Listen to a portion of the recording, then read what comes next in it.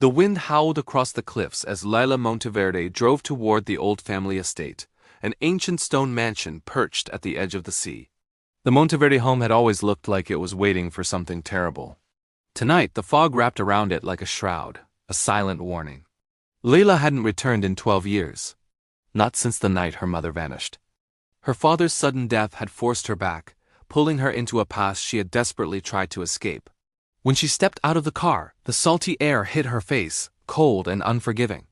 Her brother Adrian was already waiting on the grand stone steps. He smiled, but the smile didn't reach his eyes. It was a mask, one she remembered all too well. "Leila," he said, his voice smooth but lacking any real warmth. "You came." She hesitated, pulling her coat tighter around herself. "I didn't have a choice." Adrian shrugged, a gesture of feigned indifference. "No one ever does in this family." Inside, the mansion was a museum of ghosts. It smelled of old wood, cold stone, and memories she'd tried so hard to erase. Portraits of grim-faced ancestors lined the hallway, their painted eyes following her every move like silent, disapproving judges. The family lawyer, Mr. Calder, a man whose face seemed permanently etched with concern, stood beside the enormous fireplace, a stack of documents in his hands. "Thank you both for coming on such short notice," he said, his tone somber. "Your father left very specific instructions regarding his estate. He wished for the reading of the will to happen tonight." Adrian raised a single eyebrow, a flicker of amusement in his dark eyes. "At midnight? That sounds just like him. Always one for theatrics." Lila didn't respond. She sat in a heavy velvet armchair across from the fireplace, gazing into the hypnotic dance of the flames. Her father had always been a man of secrets controlling, manipulative, a puppet master who pulled the strings of their lives. But something felt different now. The air in the room was thick, heavy, as if the house itself was holding its breath, waiting for a storm to break. Mr. Calder cleared his throat, the sound unnaturally loud in the oppressive silence. He began to read from the will. "To my eldest son, Adrian Monteverde, I leave the entirety of the Monteverde business and its associated assets." Adrian smirked, a look of smug satisfaction spreading across his face. It was exactly what he'd always wanted, what he believed was his birthright. The lawyer continued, "To my daughter, Lila Monteverde, I leave the estate, the land, and everything contained within its walls." The words hung in the air. Lila blinked, certain she'd misheard. What? Why me? The mansion was a cage, a place of sorrow. Why would her father chain her to it?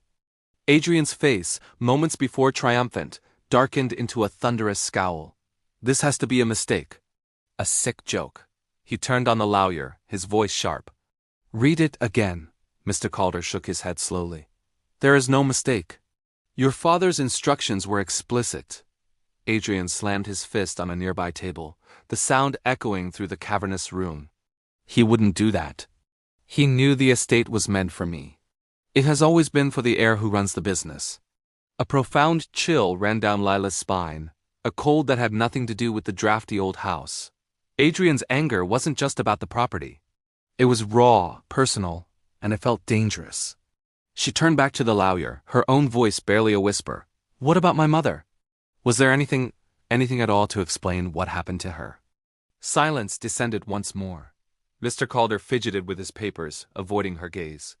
"There is one more envelope." He reached into his briefcase and produced a small black envelope sealed with wax. On the front, in her mother's elegant, familiar handwriting, was her name, Lila. Her heart stopped. Her hands trembled as she took the envelope. The paper felt brittle, ancient. With fumbling fingers, she broke the seal and pulled out a single sheet of paper. The message was short, the ink slightly faded.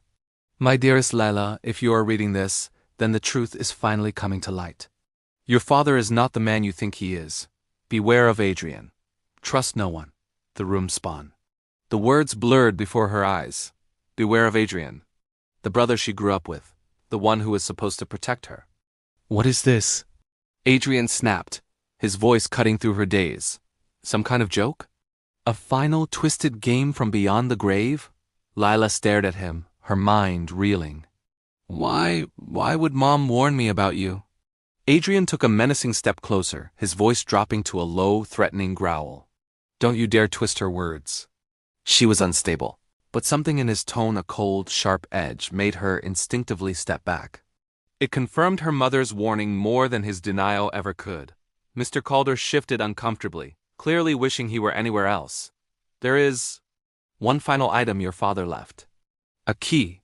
He placed an old, ornate brass key on the mantel. "He said that Lila would know where it belongs." Lila stared at the key.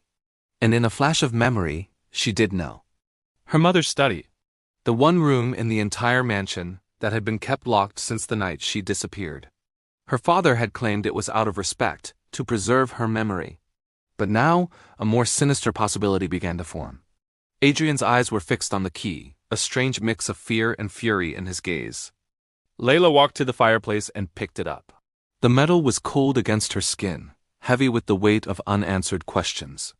She knew, with a certainty that chilled her to the bone, that whatever secrets this house held, whatever happened to her mother 12 years ago, the answer was behind that locked door. And she was about to unlock it.